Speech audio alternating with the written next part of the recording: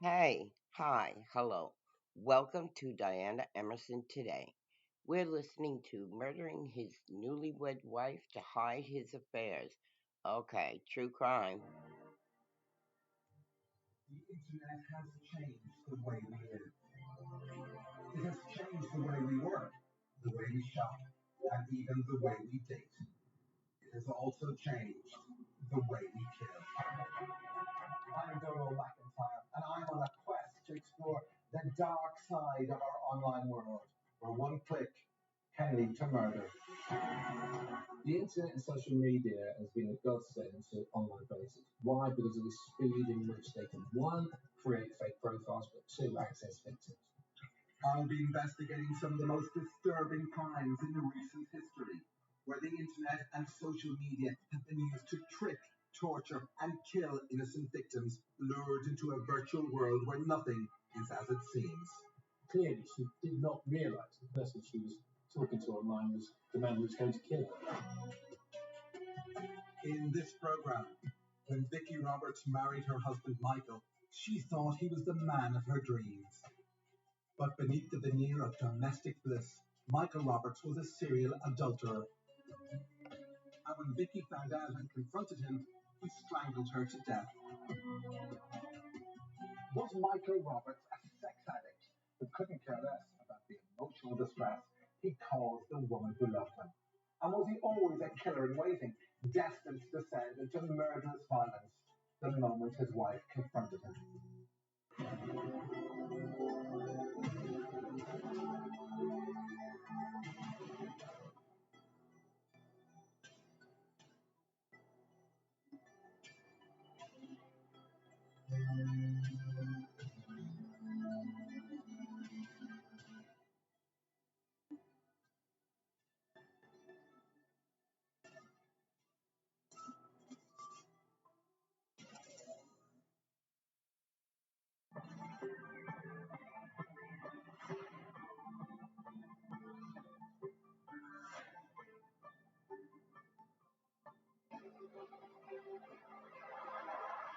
Almost half of British men admit to straying from their partners at least once. 32% of women admit the same. Thanks to social media, it's never been easier to find a partner to have a secret affair with. Fortunately, very few end in murder. But that's exactly what happened here in Cheshire in 2009.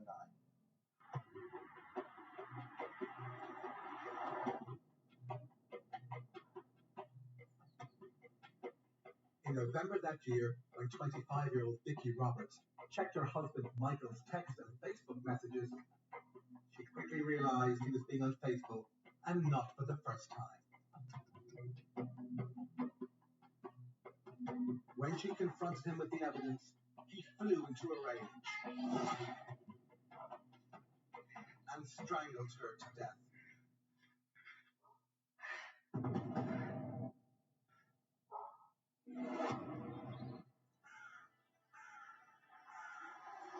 I've come to Runcorn where Vicky lived and where she died, and I'm here to discover the role social media played in destroying her marriage and to find out how it led to her murder.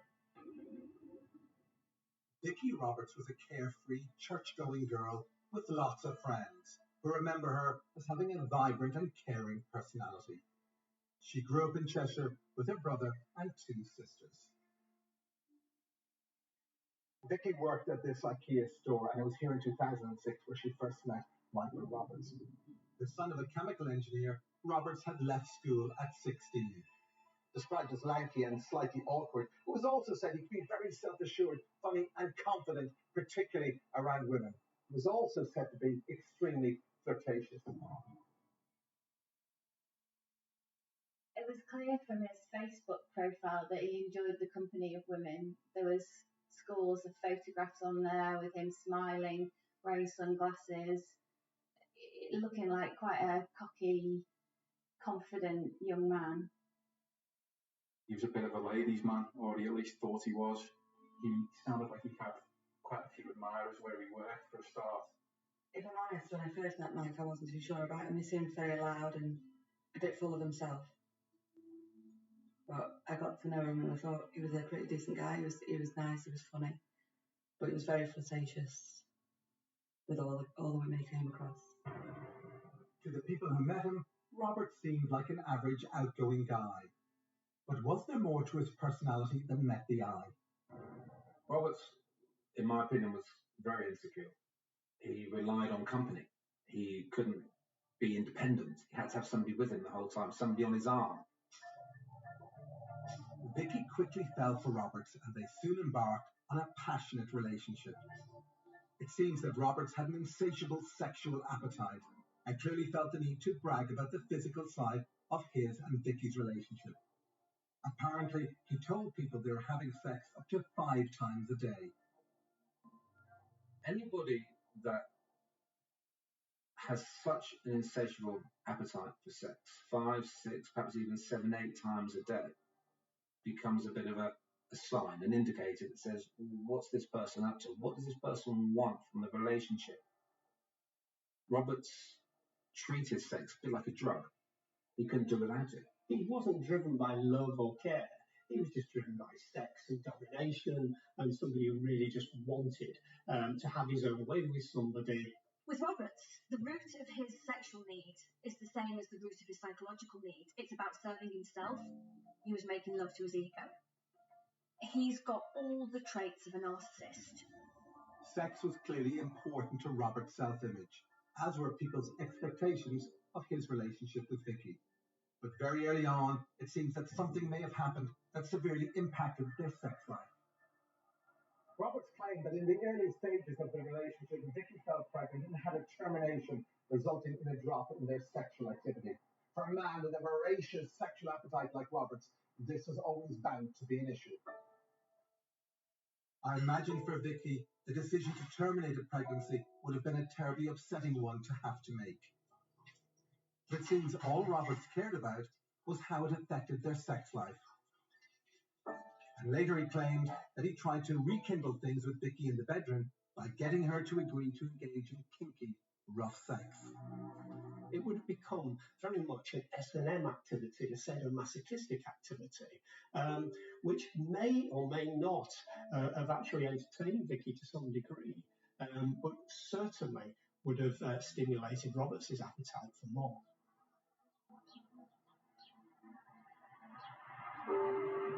Not long after Vicky and Roberts got together, he left his job at IKEA to take up a position at a shop called Phones for You. His new colleagues regarded him as a bit of a flash Harry. Soon after he started his new job, he went on a training day, and there he met a woman called Kerry. Roberts was instantly attracted to her. Roberts engaged in an affair with a woman he met at Phones for You who had been enlisted to train him. This woman called Kerry described how they had an intense sexual relationship. She was a single mother, but he often visited her at home, and they enjoyed gymnastic sex. I think Roberts would be attracted to Kerry because she was sexually competent. Because again, if he can get her, again, it's feeding his ego. And he likes that. He's got a very caring, loving woman at home, and he's going out for this, this kind of sexual woman who is almost like himself in many ways. And he would have enjoyed that conquest. He would have enjoyed the fact that he could get somebody like that.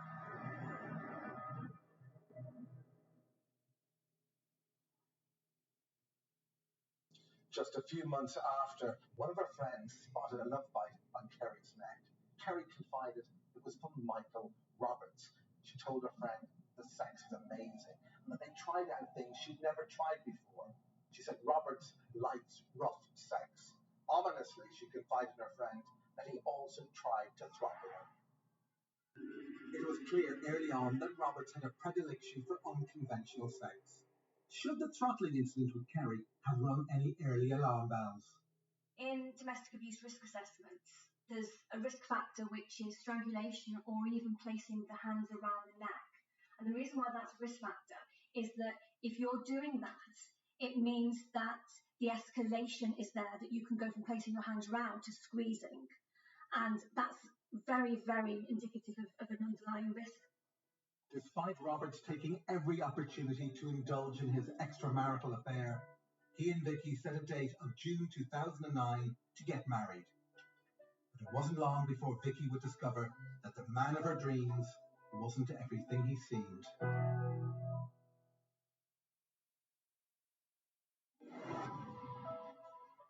Vicky Roberts was murdered by her husband Michael in November 2009.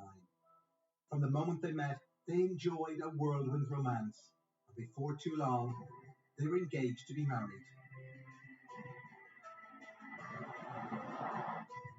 But in the months leading up to their wedding, Vicky became more and more suspicious of her husband-to-be.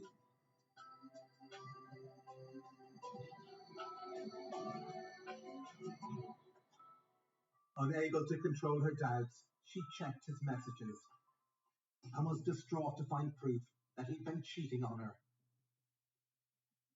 Although she was devastated, Vicky still wanted to give their relationship another chance.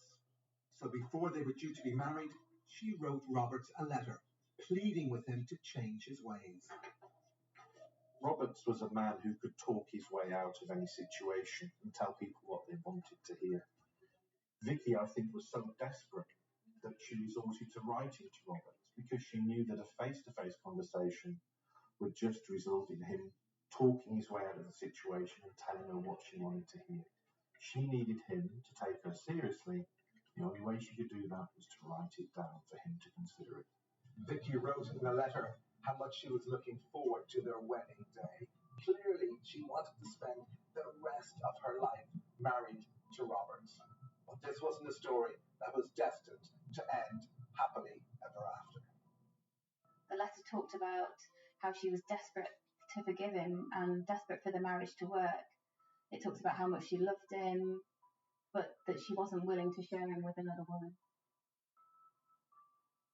She was obviously head over heels for him. It's clear from the letter that she was desperately in love with him and desperately wanted them to be together.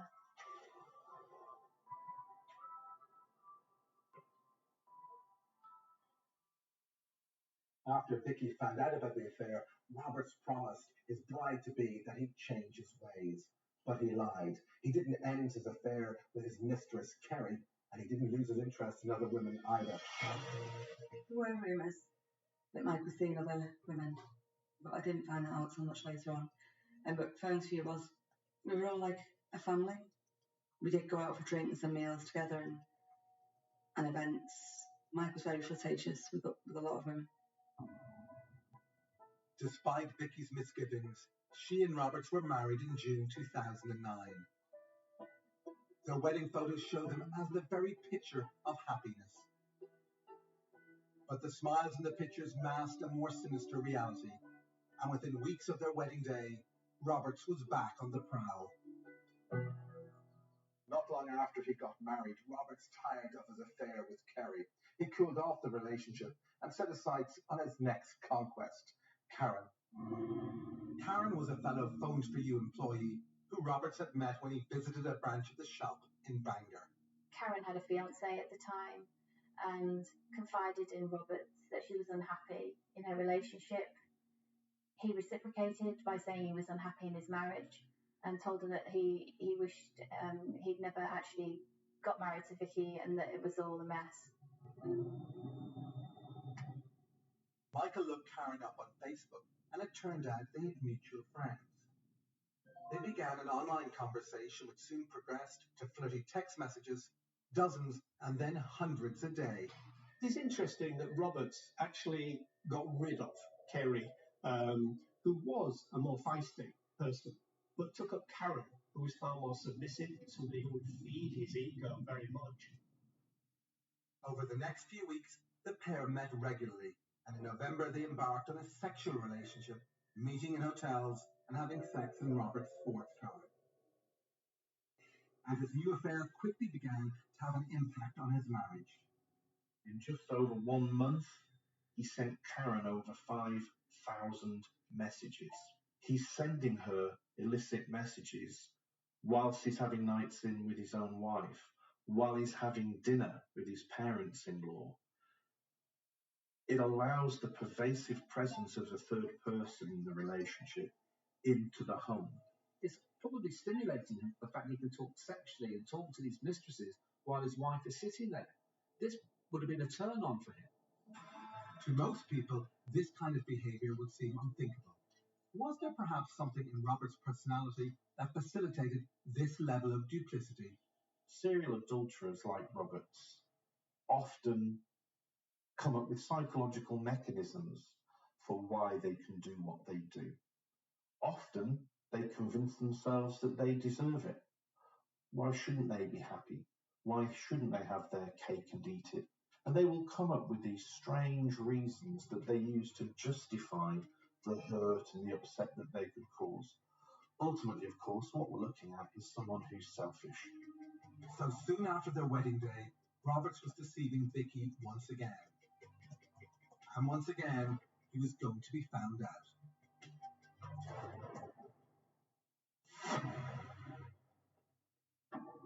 Michael Roberts had a voracious appetite for regular sex with numerous partners. He also had a craving for rough sex, including throttling his partners. Was he a sex addict? Was this simply about pure hedonism or about controlling the opposite sex? I've come to meet criminologist Dr. Elizabeth Yardley and psychologist Mike Berry to find out what they make of Robert's extramarital affairs. Was Roberts a sex addict? There's some argument about whether such a thing as sex addiction exists or not. But what we can say in this case is he certainly liked the chase. He seemed to enjoy chasing after women, going from one to another, quickly moving on. I think he found that exciting. As do a lot of men, apparently. And I think we've got to take a step back from it and say, well, what does sex represent? It represents power. It represents kind of status for him, essentially. And he's a man who wants to have his cake and eat it. He wants to have his wife at home, looking after his needs there, cooking his dinner, doing those types of things. And then he wants to go out and have fun on the side as well. It's about fun. It's about hedonism. I mean, is this about control? Is it not simply about, listen, I want to have a lot of fun and sex is a recreation and, and if my wife doesn't like it, well, I'll just see if I can get away with it. Essentially, what it's about for me is his priority is his own wants and needs and desires. Doesn't matter about anybody else, as long as he's fulfilling the things that he wants, he's achieving the outcomes that he's pursuing, then, to hell with everyone else. Vicky stayed with him throughout. She knew he was being unfaithful. She thought she resolved it. Why did she continue to stay with him? Well, when she first met him, he wouldn't have been off having affairs with other women. He would have been very, very charming towards her. He would have been her knight in shining armour, and she'll want to be recreating that. So she wants him. She just doesn't want the cheating part of him, and she's hoping that Michael that she met is going to one day come back. Like, she clearly was prepared to forgive him as long as he could forget his past affairs and his past and current girlfriend. But the history shows that he would continue. Once he's had a number of affairs, being married, I don't think would have made the slightest bit of difference. Plus, he likes the excitement. This is clearly a guy who loves juggling all the balls up in the air and doesn't care about the consequences to other people. He is right at the centre of a number of women's lives, and that's where he loves being in the spotlight. Vicky Roberts was murdered by her husband Michael in November 2009. The couple had been married for just 5 months, and the wedding had gone ahead despite Vicky finding out he'd been having an affair. He promised to change his ways, but within weeks of their big day, Roberts was cheating on Vicky again with a colleague called Karen.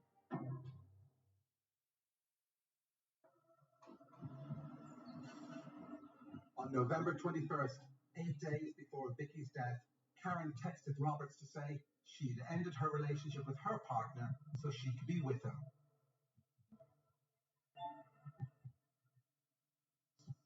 Roberts replied to say he had also ended his relationship with Vicky and that he was now living at his parents' house. Roberts clearly told Karen that he was leaving Vicky, leaving her for good. The marriage was finished, in order to keep things going with Karen, in order to keep her on board, because she is someone who is giving up a relationship herself and would expect the same from him. Roberts clearly wanted to have his cake and eat it by keeping both Karen and Vicky on side. But his behaviour at home soon began to arouse Vicky's suspicions once again. He was spending an unusual amount of time online or texting other people, and would fly into a rage if Vicky challenged him. Close friends remember that around this time she grew increasingly unhappy. She almost became obsessed with finding out information. And you can feel what an awful dark place she would have been in. And the more she doubted him, the more her self-esteem, the more darker place she would have entered, which led to her trying to find out as much as she could of what he was up to. With her doubts mounting, Vicky decided to read her husband's Facebook messages. And she soon found clear-cut evidence of his affair with Karen. She was distraught and heartbroken to think that despite just a few months of marriage and him promising to be faithful to her, that Roberts had begun an affair with another woman at work.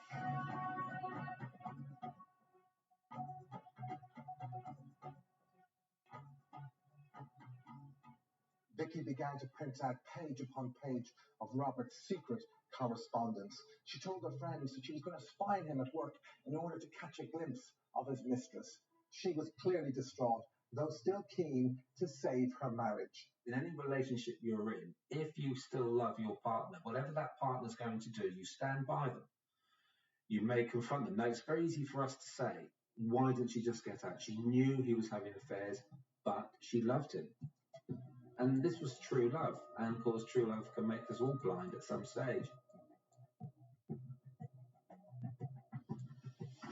When you look at her actions and how she's starting to look at his Facebook messages and his social media accounts, you can almost feel the desperation in her. She was so wanting her husband not to cheat on her, and she was devastated when she found out he was still doing that.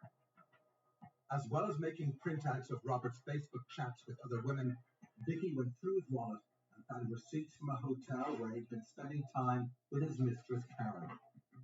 Vicky now felt she had conclusive proof of Robert's new infidelities, and the situation was now about to reach a critical point. For Roberts, things would have been coming to a head because he was trying to live too many lives in the days of electronic recording, social media, photographs, and Facebook evidence. Roberts repeatedly told Vicky that his extramarital affairs were over and done with. But at the very same time, he was also telling his mistress, Karen, that his marriage was over. If he really wanted to be with Karen, why didn't he just end things with Vicky? Vicky gave him stability. Vicky gave him a sense of normality. This is my wife. This is my home. I finish work. I go home. Everybody likes to have an element of normality in their life. Roberts had become trapped in his own web of lies and must have felt that he risked losing both Vicky and Karen, and that his whole world could come crashing down.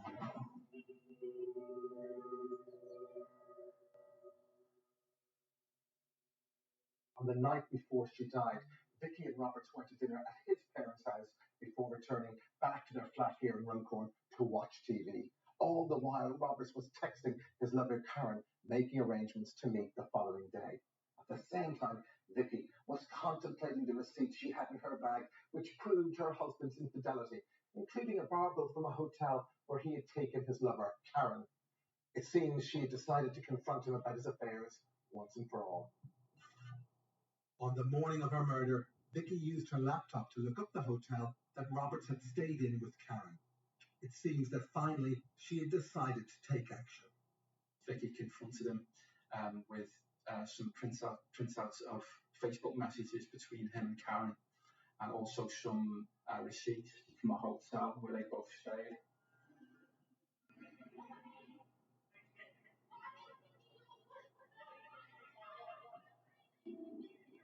They argued, and it's thought that she threatened to tell his parents that he'd been cheating on his new wife. That appears to have been the tipping point. I think at that point he began to see no particular way out. He began to see this as a brick wall, as something whereby he was going to lose Vicky anyway, he was going to lose face. I think there was probably a rush of sadistic violence within him that came to the fore. It seems that when confronted by Vicky, Robert flew into a rage and overpowered her. And in a fit of anger, he put his hands around her neck. She resisted, but he was much too strong. Within a few minutes, Robert had strangled Vicky to death.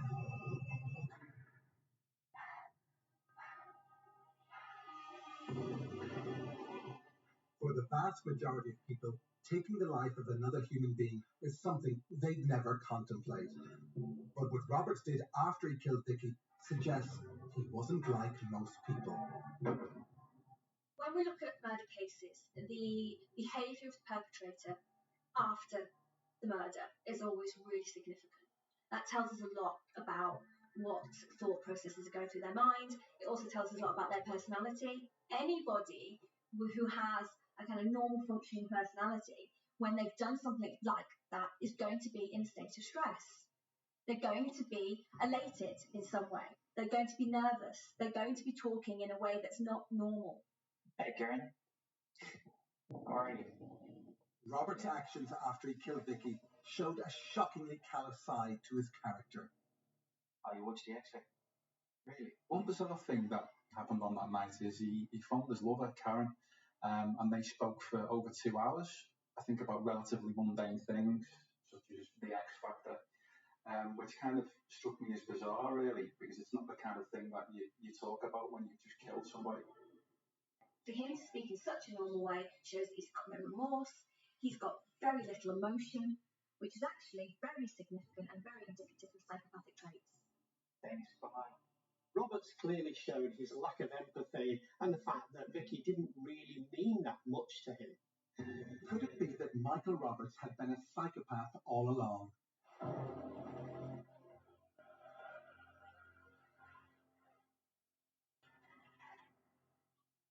Roberts had killed Vicky in a fit of rage after she confronted him about his affair with Karen. But far from showing any remorse, he decided to carry on with his life as if nothing had happened. The day after Robert killed Vicky, he spent the afternoon shopping in Chester with his mistress Karen. He then headed off to a travel lodge in Bangor where they had sex. The next day he arrived at work late and looking very tired, and he told a colleague that he was late because Vicky had left him for someone else. That afternoon he sent a bogus text to Vicky. "Hey honey, how's your day going?" Roberts appeared to be a very accomplished liar.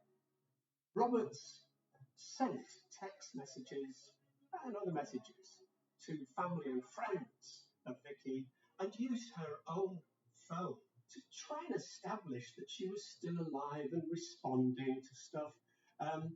He probably thought this was a pretty good way of covering up her disappearance. His behaviour is really interesting. He's trying to create a situation where it's looking like he's not involved by sending messages to himself that makes it look like she's still alive. I think, in fact, he probably saw this as some kind of success. So he probably began to enjoy this process because it's a process of manipulation and control over others, which he would have enjoyed. It wasn't until December 1st, 2 days after he killed Vicky, that Robert set about disposing of her body. He visited a local supermarket where he bought refuse sacks and sponges. CCTV captured him casually eating crisps as he left the store. It's just an everyday thing for him. It's as if he was shopping for oranges and apples. The way that he's doing it is very calm. He's not hurried, he's not nervous. All of his behaviours are so indicative of a man that is not feeling anything. He's not feeling any emotion. He's not feeling upset, but he's also not feeling scared. Scared that he's going to get caught out. At this point, he really believes that he is going to get away with it. Clearly, this shows that there was no empathy. There was no base care. Roberts was quite psychopathic in his nature. Robert's actions seemed to display the mind of a calculating, cold-blooded killer. But do psychologist Mike Berry and criminologist Dr. Elizabeth Yardley agree that Michael Roberts was a psychopath? I find it horrifying that he actually kills her and then is on the phone as if nothing had happened. He seems to be very psychopathic in the way he's dealt with her. There's a real callousness and a complete lack of empathy, and it's not in the way that we would see it. Oh my goodness, I've just killed my partner. He's not thinking that way. He's thinking, well, I've just solved a problem, and then he goes about his daily business covering up that problem. Was Roberts planning to kill Vicky for some time? I don't see any indication of this being a planned killing at all. It just doesn't have the planning that you would expect. So you think it was still an impulsive act and not a plan? Yes, I think it was impulsive. I don't think he planned to kill her. I think I'm going to leave her or it's all going to be over. It's just merely a way of keeping the mistress on the hook. Might have been impulsive, but it was still murder. Well, premeditation doesn't have to be days or hours or even minutes in the planning. It can be seconds. If you make a decision to end someone's life, that's murder. That's not manslaughter. And he intended, it's a whole issue of intent. If he intended to harm her and knew the consequences of what his intentions were, then it's murder. In June 2009, Vicky and Michael Roberts were married in what seemed like a dream wedding. But just 5 months later, their marriage would come to a deadly end. When Vicky discovered evidence of his serial adultery, she confronted him, and he brutally murdered her in cold blood. In the days after the murder, Roberts launched a diabolical campaign of deceit. Using Vicky's phone, he tried to cover his tracks and throw her friends, family, and even the police off the trail. He sent himself a text from her mobile phone saying that I love you, but I can't keep this up anymore. I'm going to leave you. And I think he hoped that people would simply believe that he ran off, and that would explain why she disappeared. Roberts' psychopathic ability to manipulate others came to the fore when he began to sort of give the illusion that Vicky was still around, that she'd actually gone off with somebody else. And he was devastated, of course. And he just fluently made up a story and followed it through with friends and her relations, and used her own phone to actually text family and friends to give the illusion that Vicky was still alive. Roberts was clearly planning to get away with murder. While he weaved his web of lies on social media, he also set about trying to dispose of the evidence of his crime. He carefully wrapped up Vicky's body and then dragged her corpse out of the flat so he could hide it in their garage. With Vicky's body stowed away, Roberts then went about his everyday life as though nothing unusual had happened. Roberts was so convinced that he would get away with killing Vicky that almost immediately he began to prepare his flat to entertain his mistress, even to the extent of buying silk sheets for the bed. All the while, Vicky's body was secreted in the garage. Well, Vicky's parents got very worried. On December 2nd, her dad contacted Roberts to ask about her whereabouts.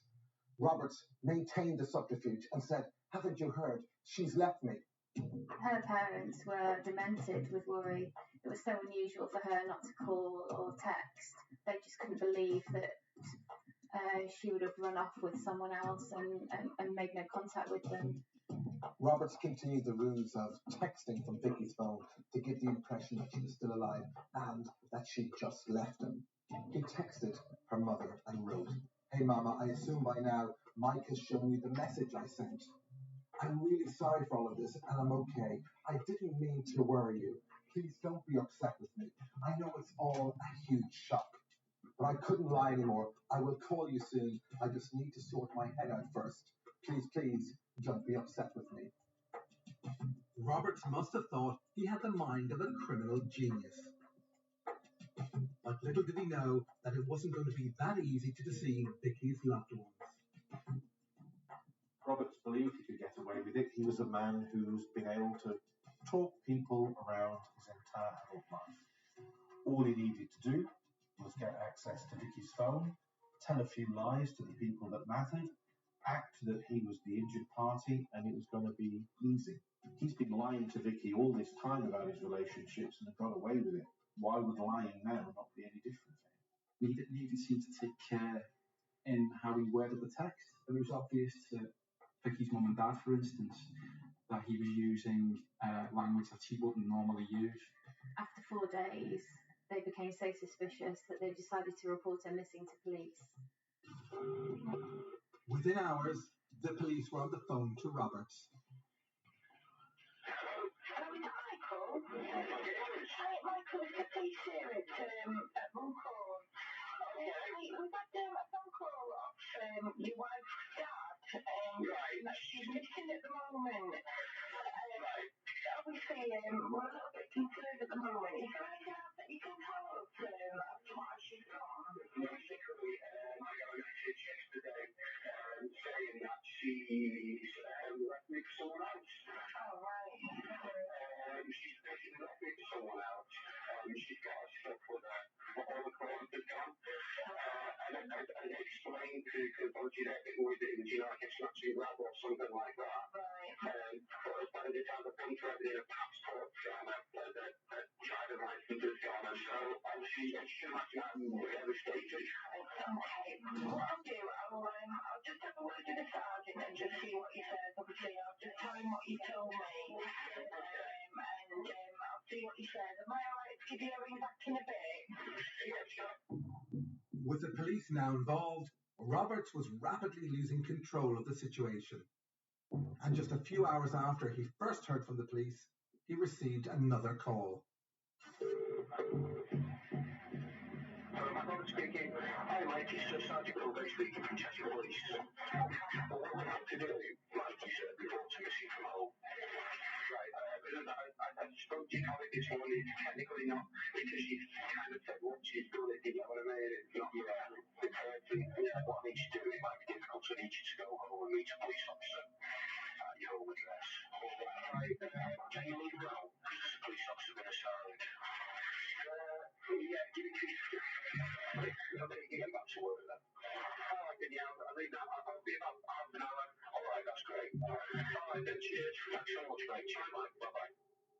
At 2:40 p.m., officers visited the couple's home and did a quick search of the flat and the garage, but they never saw Vicky's body. They did notice, however, that Roberts appeared agitated. The officers left, and Roberts may have thought he'd gotten away with his crime. But the police were intrigued by his anxious behaviour and decided to question him further. They arrived back at the address that evening, and they noticed a laptop bag full of printouts of Robert's online conversations. They asked him if he'd had an affair. He denied it. Suspicions raised, they decided to search the garage again. This time, they noticed a large wrapped-up object. They opened one end, and it revealed Vicky's blood-stained hair and part of her head. As the police officers were making their gruesome discovery, Roberts realised the game was up and made a break for it while they were in his garage. He sprinted off and managed to escape. Roberts remained at large for 3 days, staying at hotels and using a variety of aliases. The whole time his movements were being recorded on CCTV. While he was on the run, Roberts was even captured buying new clothes to try and throw the police off the scent.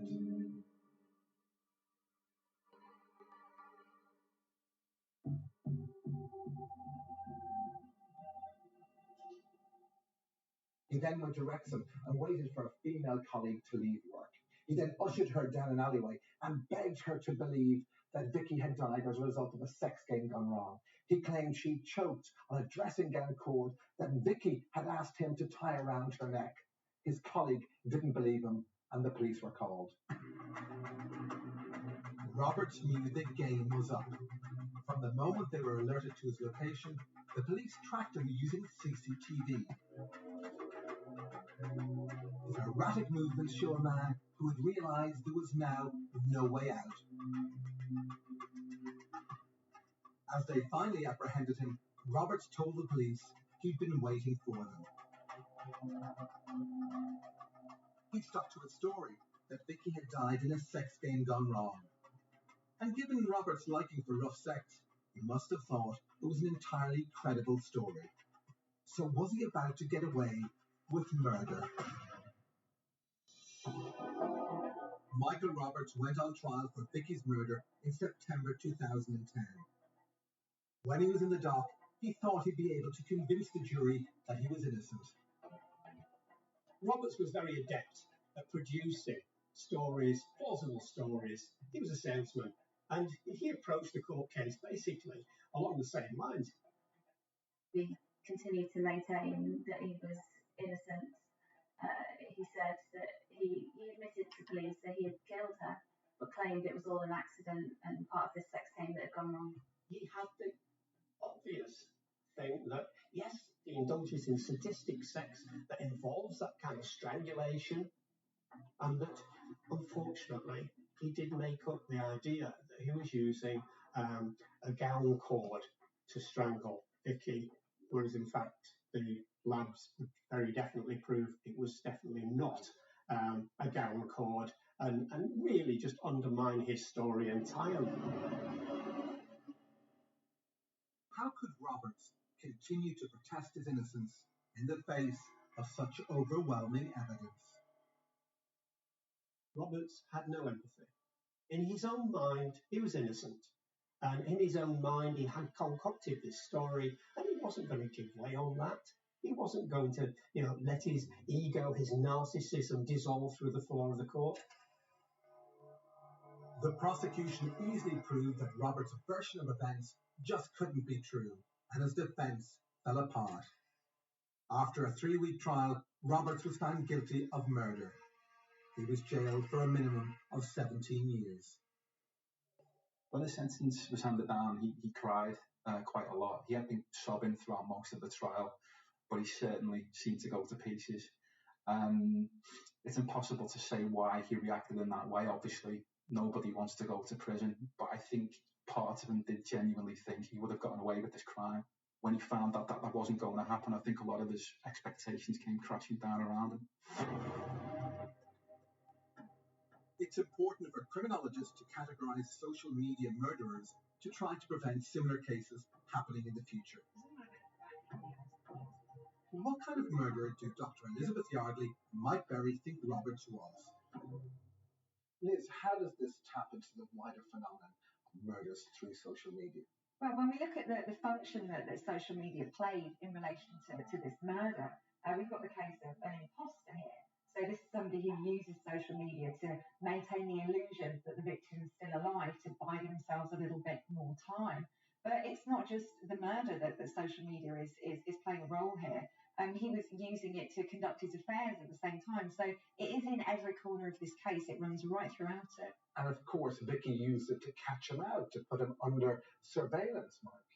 Yes, I mean, she was very good in the sense that she actually got the evidence rather than do the usual emotional argument, I think you're with somebody. She actually was able to use the internet to show he had been playing away from home. And I think that's a very good use of the internet.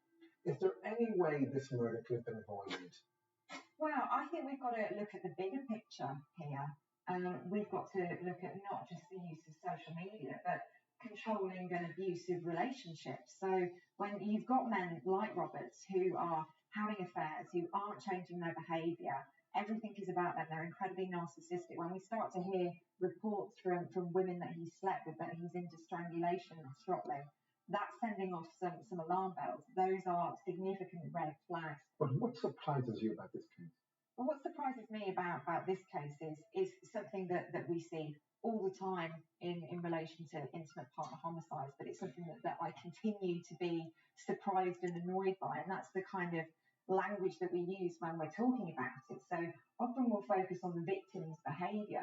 So a lot of the media reports that I've read around this case are saying things like, why did she stay with him? Why was she giving him second chances? It's not her behaviour that's the problem, it's his. He's the one who decided to do this. So I think we should be focusing quite heavily on him. Michael Roberts used social media to conduct his extramarital affairs, and Vicky used it to uncover his betrayal. No one guessed Roberts had the potential for such murderous violence. But when the truth came out, those who knew him as a cocky phone salesman found out all about his dark side. I was absolutely gobsmacked. At first, I didn't believe it. I thought there must have been some mistake. My heart goes out to Vicky's family, totally. To think what Vicky's mum must have gone through. It's heartbreaking. When that gets out, he's still got